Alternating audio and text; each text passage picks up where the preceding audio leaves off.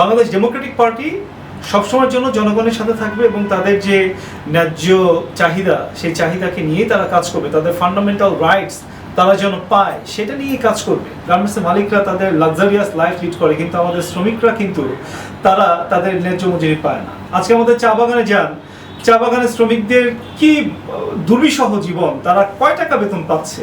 আমরা আসলে মুখে অনেক কিছুই বলি, কিন্তু এই শ্রমিকদেরকে নিয়ে জনগণকে নিয়ে আসলে আমরা কাজ করি না।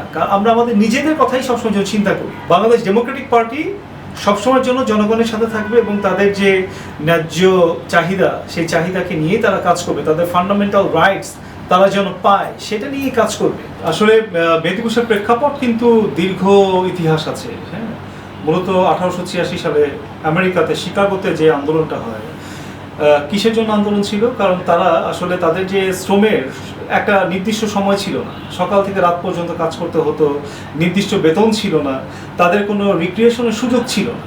যার কারণে কিন্তু এই শ্রমিক আন্দোলনটা হয় 1986 সালে, এবং সেখানে 8 ঘন্টা তাদের যে কাজের সময়, সেই সময়ের জন্যই মূলত তারা দাবি করে এসেছিল যে 8 ঘন্টা কাজ, 8 ঘন্টা বিশ্রাম, 8 ঘন্টা তাদের বিনোদন। এবং তাদের যে মজুরি, সেই মজুরিটা অর্থাৎ তাদের যেটা উপযুক্ত মজুরি, সেই মজুরিটা যেমন তারা নিশ্চিত করতে পারে, সেই জন্য কিন্তু আন্দোলনটা হয়েছিল। আজকে দীর্ঘ সময় প্রায় 100 বছরের বেশি, প্রায় 140 বছর হয়ে গেছে, কিন্তু তাদের যে আন্দোলন, সেই আন্দোলনের ফলটা কিন্তু এখনো পর্যন্ত আমরা তাদেরকে দিতে পারিনি। এটা আমাদের ব্যর্থতা। সারা বিশ্বেই আপনি যদি চেয়ে দেখেন যে আমার দেশের অনেক শ্রমিকরা বিদেশে যাচ্ছে, তারা কাজ করছে, আমরা শুনি মাঝে মধ্যে প্রবাসী বাঙালিদের কাছে তাদের কি পরিমাণে অবর্ণনীয় কষ্ট করতে হয়, কাজ করতে হয়, কিন্তু সেই অনুযায়ী কিন্তু তারা তাদের ন্যায্য মজুরিটা পায় না। বাংলাদেশে আপনি দেখেন আমাদের গার্মেন্টস শ্রমিকরা তারা যে পরিমাণে কাজ করে, আমাদের মূল যে রেমিটেন্সটা আসে, আমাদের মূল যে রপ্তানি আয়টা আসে, সেটা কিন্তু গার্মেন্টসের মাধ্যমেই আসে। গার্মেন্টসের মালিকরা তাদের লাক্সারিয়াস লাইফ লিড করে, কিন্তু আমাদের শ্রমিকরা কিন্তু তারা তাদের ন্যায্য মজুরি পায় না। 20,000 বা 21,000 টাকার দাবিতে তারা আন্দোলন করেছিল, সেই আন্দোলন কিভাবে দমন করা হয়েছে আমরা সেটিও দেখেছি।